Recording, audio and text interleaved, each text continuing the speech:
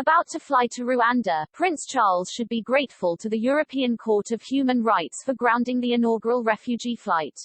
Already facing awkwardness at the first Commonwealth summit since Meghan made her explosive claim of royal racism, he did not need the fallout of a plane load of asylum seekers to add to his woes. Additionally, many members of the Commonwealth are unhappy that Rwanda, with an iffy human rights record, was admitted to the Commonwealth in 2009, let alone being given the honor of hosting the summit.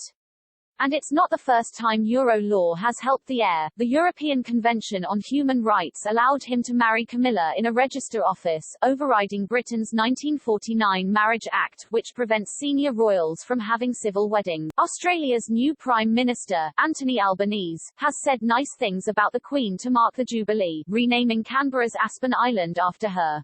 But Prince Charles shouldn't rest on his laurels. Albanese has also just appointed a minister to oversee the transition to becoming a republic, and a referendum is in the offing. As former Prime Minister Malcolm Turnbull, who ran the 1999 poll on abolishing the monarchy, observed, the end of the current reign should be the catalyst for change, adding, she's been an extraordinary head of state and, I think, frankly, in Australia, there are more Elizabethans than there are monarchists. The cover of Anne Wilson's best-selling royal biography, Lilibet, The Girl Who Would Be Queen, wrongly describes the monarch as Her Royal Highness rather than Her Majesty. I didn't notice, says Wilson. I am very proud of the text, but I can't stand the sight of the book.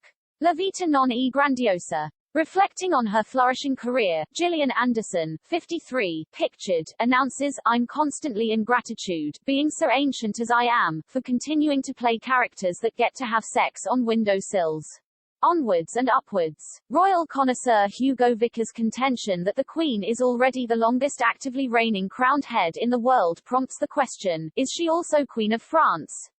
Historian Peter Pomfret claims that the 1420 Treaty of Troyes naming Henry V and his successors kings of France has never been overturned. All English monarchs until George IV were additionally crowned kings of France. Having seen French monarchs lose their heads, Henry declined the French title. Elizabeth is still Duke of Normandy and, in effect, Queen of France in exile. Discuss.